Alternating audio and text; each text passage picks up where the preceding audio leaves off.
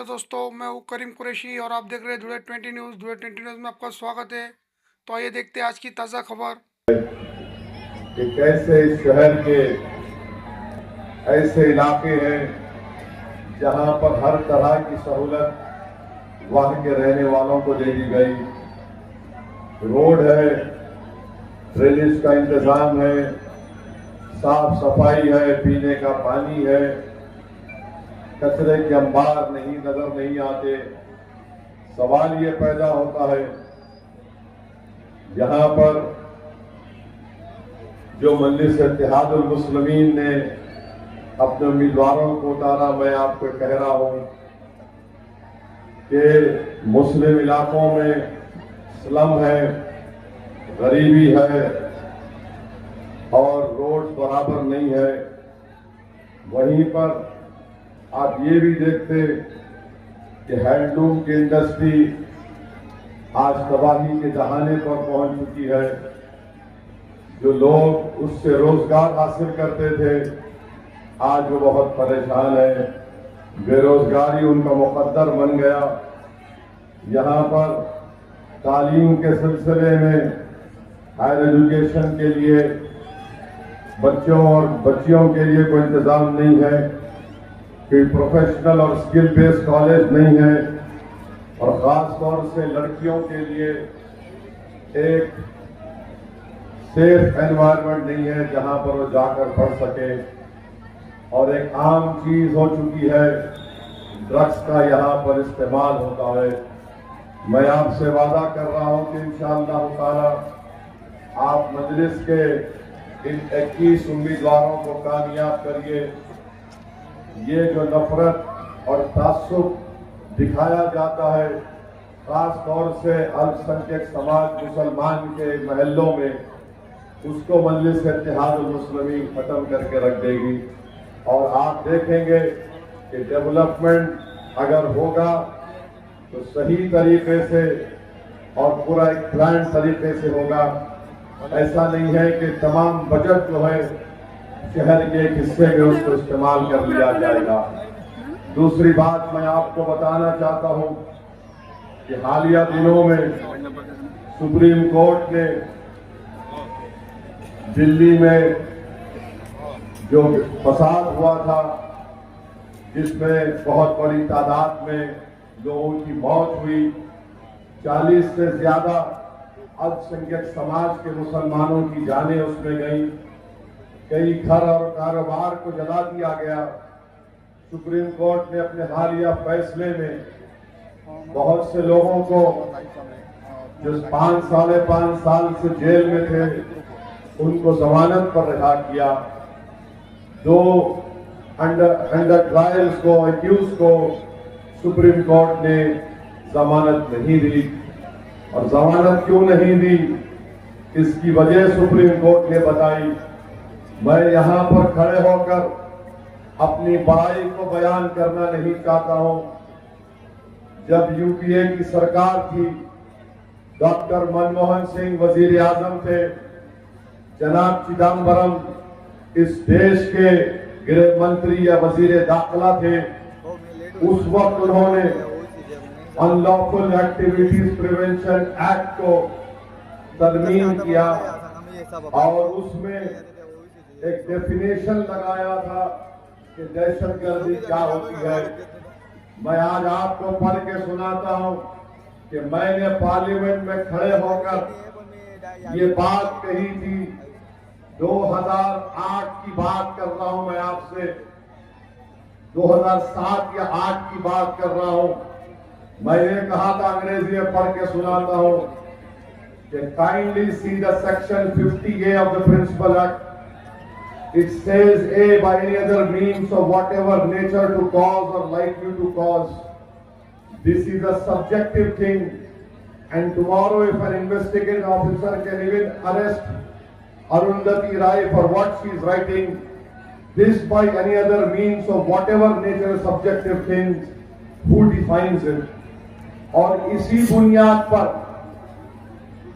बुनियाद पर section 50A का जो प्रिंसिपल एक्ट चिदम्बरम ने कराए थे, उस वक्त कांग्रेस पार्टी थी रूलिंग पार्टी में, मैंने पूछा था कि by any other means of what ever nature का मतलब क्या है, तो सुप्रीम कोर्ट ने इसी बुनियाद पर बाय एनी अदर मीन्स को इस्तेमाल करके, जिसको कांग्रेस पार्टी ने कानून बनाया था, जिसका असदुद्दीन ओवैसी ने पहले कहा था कि इसका गलत इस्तेमाल होगा, आज आप देखते हैं कि 2 नौजवान लड़के 5.5 साल से जेल में हैं और बेल नहीं होती है। और बेल क्यों नहीं होती? क्योंकि कानून को बनाने वाले कांग्रेस पार्टी के लोग थे। बताओ, जिनके बच्चे 5.5 साल से जेल में है, वो यूएपीए का कानून अगर किसी ने खराब तरीके से उसको बनाया तो उस वक्त गृह मंत्री चिदम्बरम थे, वजीर आजम कांग्रेस पार्टी के थे। क्या कोई कांग्रेस पार्टी का नेता आजादी के बाद से कभी 1 साल, 2 साल, 5.5 साल जेल में रहा? बताइए मेरे अजीज दोस्तों और बुजुर्गों, मैं चैलेंज कर रहा हूं, मेरी ये तकरीर भारत के लोकसभा में मौजूद है। मैंने ये भी कहा था, इस अपनी भाषण में मैंने कहा था कि अगर क्लॉज 43D आप पढ़ेंगे तो 180 दिन का डिटेंशन की बात मैंने कही थी। मैं अंग्रेजी में पढ़ के सुना रहा हूं कि मैंने पार्लियामेंट लोकसभा में कहा था, with all the confidence I can say, that in 100% of the cases wherein minorities are arrested, they will be in detention without charge sheet for 180 days. It is because that this is what is happening as of now. मैंने कहा the ground reality is that there is a huge difference between reality and hope. A man in uniform, यानी जो police वाला होता है, उसमें एक किस्म से नफरत होती है मुस्लिम अकलियत के ताल्लुक से। ये फैक्ट है, मैंने कहा। और मैंने कहा the fact is that he starts his investigation on the premise that the Muslims are terrorists. I can say with all the confidence that they will be detained for 180 days. मेरे अजीज दोस्तों और बुजुर्गों, इसकी बात मैंने बरसों पहले कही थी। आज जिन बच्चे जेल में सड़ रहे हैं, जो मोदी के खिलाफ अगर कोई तकरीर करता है या फेसबुक पर लिखता है, तो ये मोदी सरकार उस कानून को इस्तेमाल करती है जिसको डॉक्टर मनमोहन सिंह की सरकार ने इसको मंजूर करवाया था। केस डायरी के बारे में मैंने कहा था, बताओ कांग्रेसियों, क्या तुम आज अपनी गलती का इकरार करने को तैयार हो? फिर 2019 में इसी यूएपीए कानून को अमित शाह ने और खराब कर दिया और कहा कि कोई भी एनआईए का इंस्पेक्टर दिल्ली में बैठकर किसी को भी टेररिस्ट घोषित कर सकता है। पूरी पार्लियामेंट में मैं और इम्तियाज जलील 2 लोग थे जो उस कानून के खिलाफ वोट दिए। स्पीकर लोकसभा उस वक्त जनाब ओम बिरला साहब थे। ओम बिरला साहब ने कहा कि तुम्हारे पास सिर्फ 2 वोट है और तुम अपना ऑब्जेक्शन इस पर मूव कर रहे हो। मैंने कहा सर 2 वोट जरूर है, मगर हमारे साथ अल्लाह है। आज आप देखते हैं कि कांग्रेस पार्टी ने ऐसे ऐसे कानून बनाए और ऐसे ऐसे कानून बनाने में मोदी का साथ किया, जिसके शिकार मुसलमान, दलित, आदिवासी ये लोग होते हैं। भीमा कोरेगांव हुआ, 5.5-6 साल लोग जेल में थे। स्टैन स्वामी एक 80 साल का बूढ़ा पानी नहीं पी सकता था। उसने हुकूमत से कहा, महाराष्ट्र की बीजेपी गवर्नमेंट से, मैं गिलास में पानी नहीं पी सकता, मुझे पानी पीने के लिए स्ट्रॉ दो। वो स्टैन स्वामी जेल में मर गया। बताओ कांग्रेस पार्टी, क्या तुमने ये किया? नहीं किया। मैं उस कानून की उस वक्त चिदम्बरम जब मूव कर रहे थे उसके खिलाफ वोट किया।